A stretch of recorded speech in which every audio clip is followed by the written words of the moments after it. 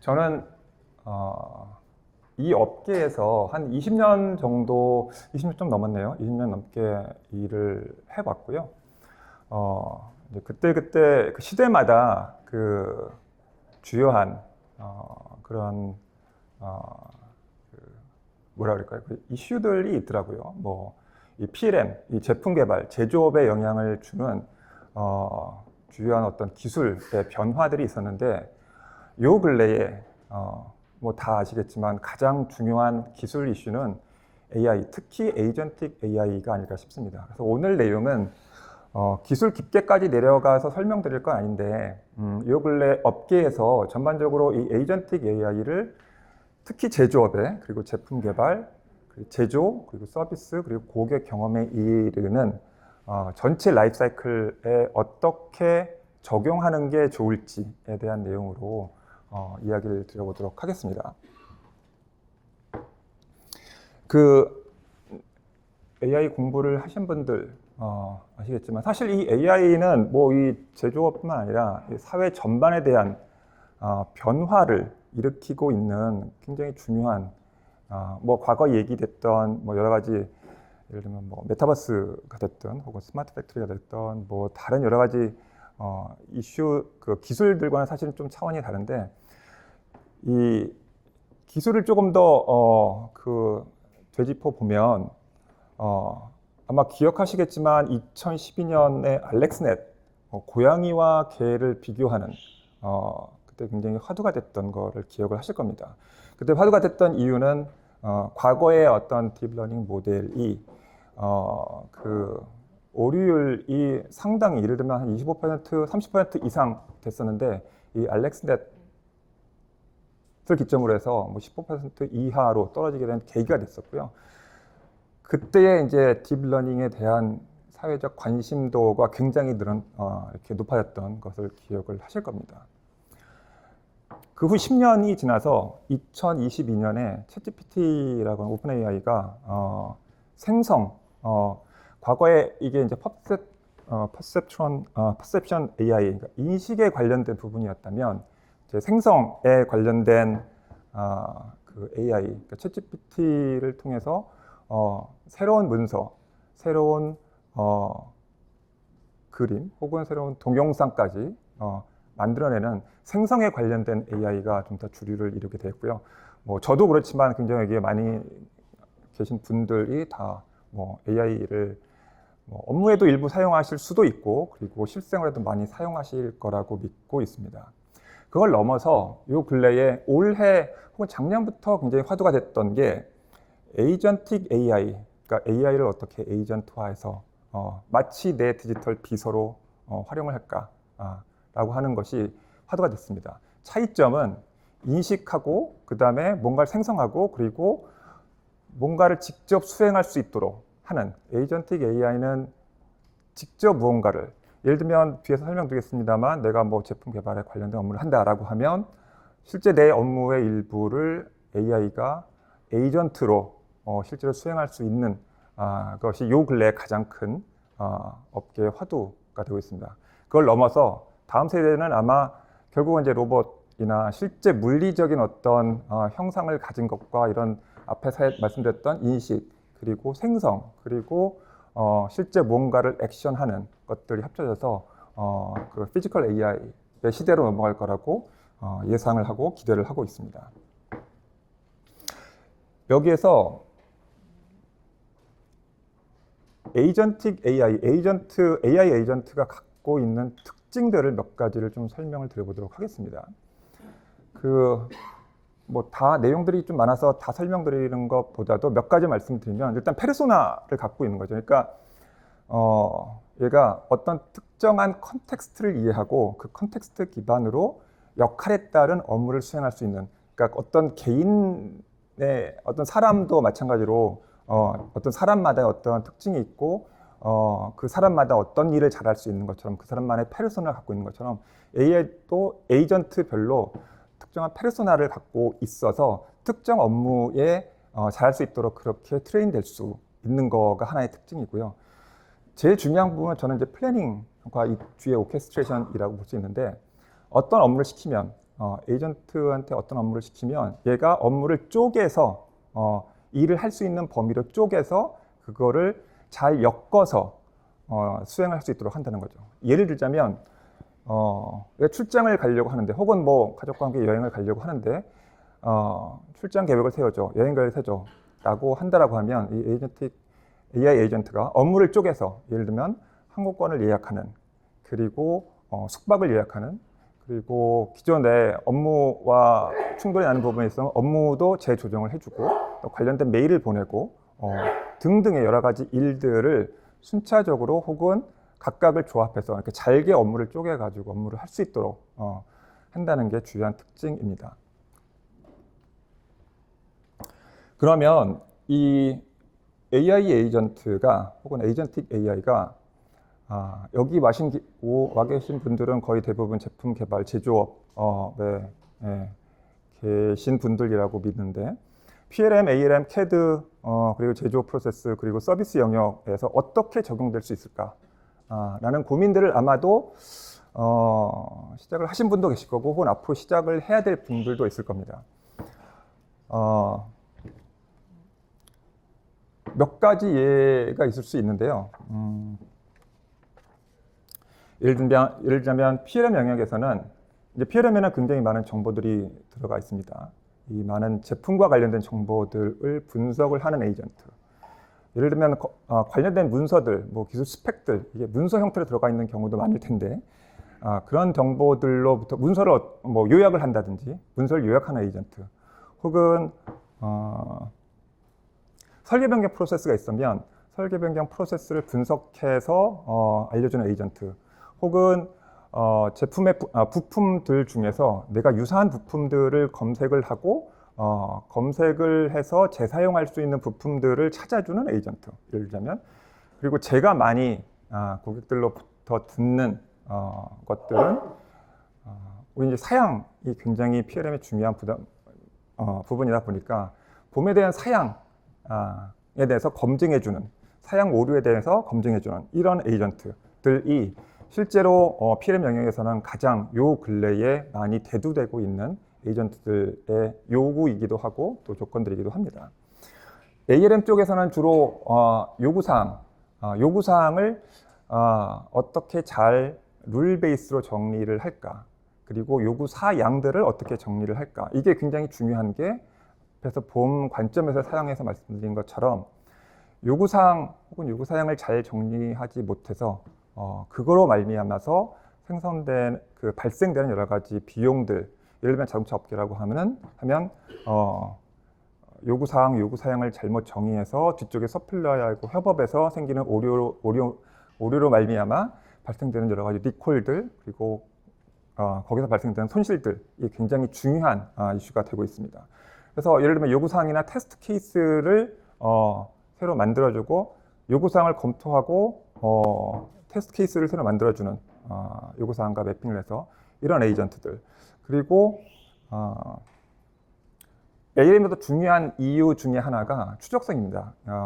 뭐 자동차라든지 국방이라든지 혹은 메디컬 디바이스 같은 업계는 규제 대응이 굉장히 중요한데 이 규제 대응의 핵심은 어쨌든 추적성입니다.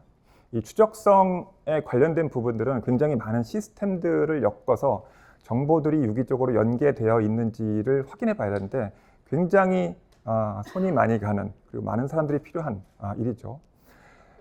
이런 것들을 자동적으로 예를 들면 찾아준다든지 이런 것들이 요 근래 가장 AI 에이전트를 통해서 PLM, ALM 혹은 제품 개발에 관련돼서 적용할 수 있는 아이디어들이 되겠습니다. CAD 쪽 관련해서도 얘기들이 많이 되고 있는데요. 특히 이제 설계 어시스턴트, 예를 들면 어떤 설계 사양들, 설계 조건들을 줬을 때의 여러 가지 설계안들을 얘가 만들어주는 이런 것들도 에이전트가 할 수 있는, 그리고 앞으로 해야 하는 그런 숙제들이 되고 있습니다. 다양한 에이전트들의 예시를 좀 말씀을 드렸고, 이게 PLM, ALM, CAD, 그리고 이 제품 개발과 관련된 영역에서 어떻게 활용될 수 있는지, 많이 이야기되고 있는 에이전트들은 어떤 것인지들에 대해서 얘기를 했는데, 지금 말씀드린 것처럼 다양한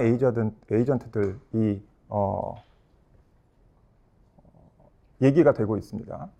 그리고 다양한 에이전트들을 어떻게 엮어서 업무를 시킬지가 굉장히 중요한 부분인데, 예를 들면 저희 서비스 영역에 서비스 맥스라고 하는 제품의 예시를 들면 서비스 히스토리를 알고 있는, 그리고 걔를 분석하는 에이전트가 있고, 그리고 스케줄링 담당하는 에이전트들이 있고, 그리고 서비스에 대한 조치 방법에 대해서 이해를 하고 있는, 그리고 가이드를 줄 수 있는 에이전트들이 있습니다. 예를 들어서 서비스 요청이 들어왔을 때, 서비스 요청이 들어왔을 때에 그 서비스 요청에 대해서 이 제품은 과거에 어떤 서비스 이력을 가지고 있고, 누가 언제 어떤 서비스 조치를 했고, 그리고 그 상황까지 봐서는 어떤 서비스 방법으로 어떻게 조치하는 게 좋은지에 대해서 가이드를 받고, 그리고 서비스 기사가 어느 시점에 어느 루트를 통해서 고객사에 가서 서비스를 하는 게 좋은지에 대한 것들이 일련의 업무들입니다. 이런 것들에 대해서 에이전트들이, 그것도 멀티 에이전트들이 자기 업무를 수행하면서 앞단에서 어떤 코디네이터 에이전트가 업무를 조율해주는 방식으로 지원을 하고 있고요. 그래서 앞에서 말씀드렸던 어떤 시나리오, 에이전트들 간의 협업적으로 조율해서 일하는 과정들을 저희가 동영상으로 잠깐만 말씀을 드리면, 왼쪽에 보이시는 것들이 이제 예를 들어서 챗GPT를 쓰시는 것처럼 문답을 해서 내가 원하는 정보를 취득을 하고 물어보고 어떻게 서비스를 해야 되고, 뭐 예를 들면 과거 이력이 뭐였고, 누가 언제 어떤 조치를 했었고, 어떤 서비스 요건을 받았는데 이거를 어떻게 조치를 해야 되고, 이런 것들을 마치 서비스 그 챗GPT 쓰시는 것처럼 이렇게 대화로 정보를 취득할 수가 있고, 그리고 오른쪽에 보이시는 것들은 그렇게 되면 에이전트들끼리 협업을 해서, 오른쪽에 있는 에이전트는 그 스케줄링, 내가 A 고객사도 가야 되고 B 고객사도 가야 되고, 그 둘 간의 거리는 어떻고 일정은 어떻고 이런데, 이런 것들을 서비스가 필요한 시간을 고려해서, 그리고 이동하는 시간을 고려해서 자동으로 일정을 잡아주고 컨펌을 해주고 하는 것들을 에이전트들 간의 협업을 통해서, 소통을 통해서, 조율을 통해서 가능하도록 그렇게 하고 있습니다.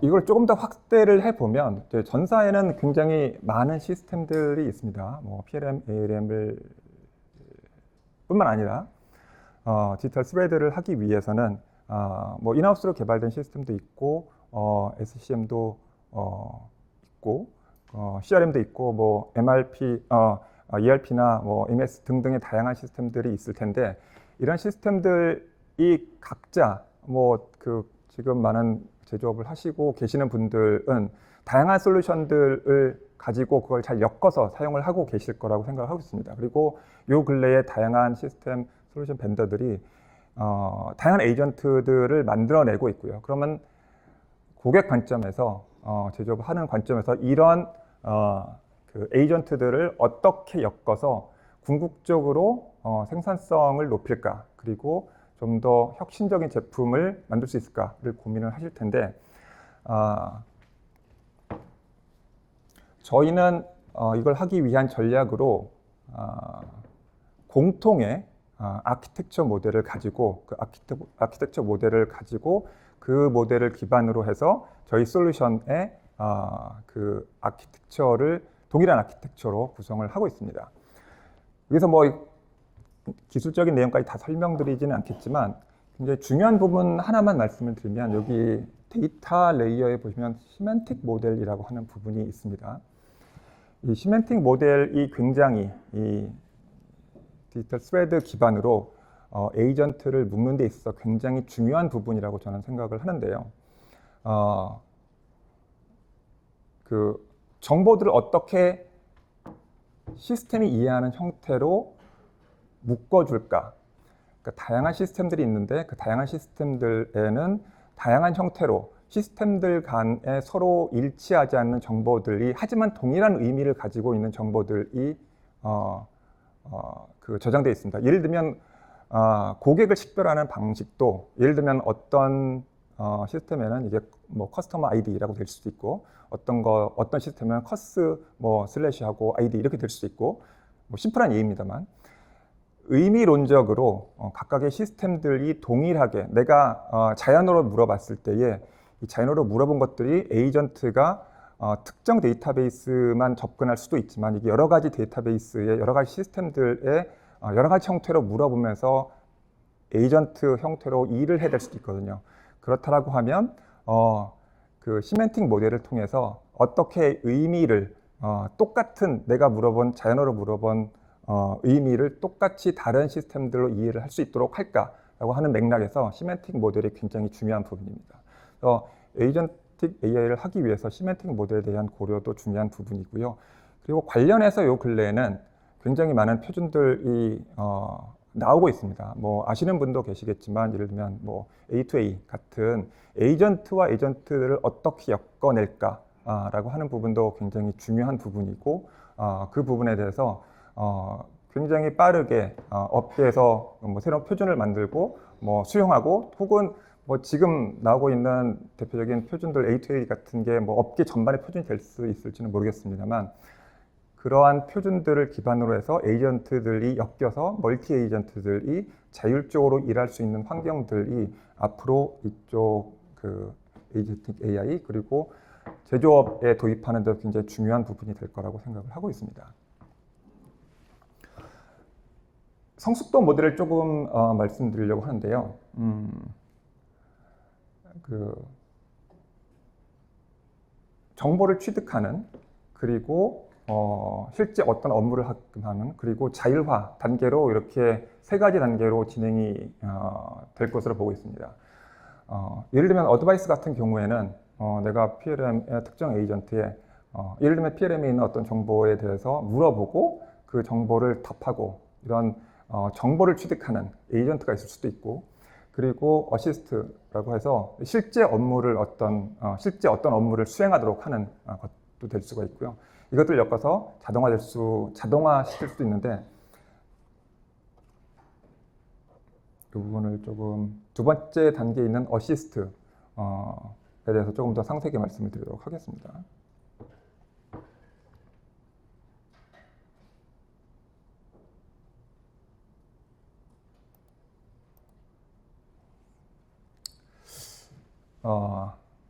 여기는 저희 이제 ALM 코드비머 화면인데요.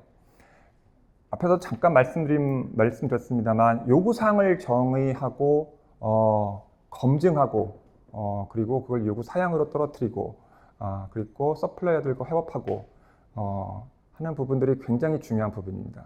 예를 들면 자동차 업계에서 예를 들자면 제가 이제 유럽에 있는 어떤 그 고객사가 갖고 있는 페인 포인트를 들은 적이 있는데 요구 사양을 그리고 요구 사항을 그리고 요구 사양을 잘못 정의해서 그리고 그 잘못된 정의된 요구 사양, 요구 사항, 요구 사양들이 서플라이어들과 협업을 하는 과정에서 굉장히 많은 리콜을 발생했던 사례를 들었습니다.